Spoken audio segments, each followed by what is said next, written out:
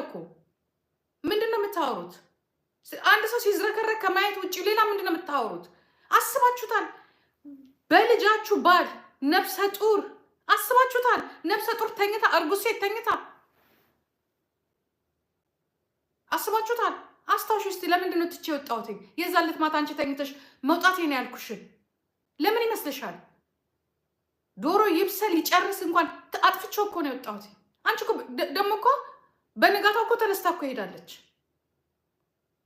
እኔ እንዳም በቃ እናቴ ነግሯት ይሆን ወየው ነገር ጠርጥራ ይሆን ተሰምቷት ይሆን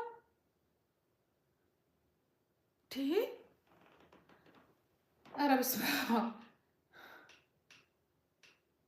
ለእኔ ራሱ ህልም ነው። እኔ እኮ አንዳንዴ ያቀን ህልም ቢሆን ደስ ይለኛል።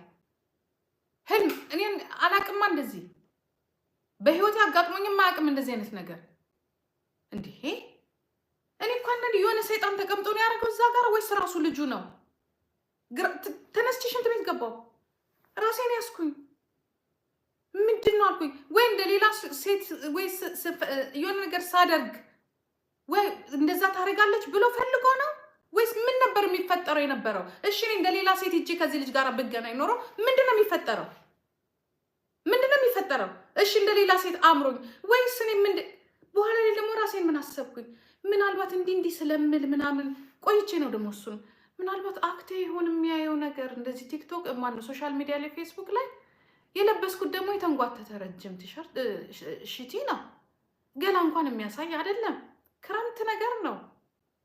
ኧረ ተው በመድኃኒዓለም ተው። ኧረ ተው እኔ ተደፍሬያለሁ። ኧረ ተው እኔ ሜንታል ቶርችን የተደረግኩት ሁለታችንንም እኮ የመታን እኮ የሰውዬ እኮ ጋይስ ሌላ ሰው ሌላ እኮ ታሪክ አለ እኮ ከዚህ የበለጠ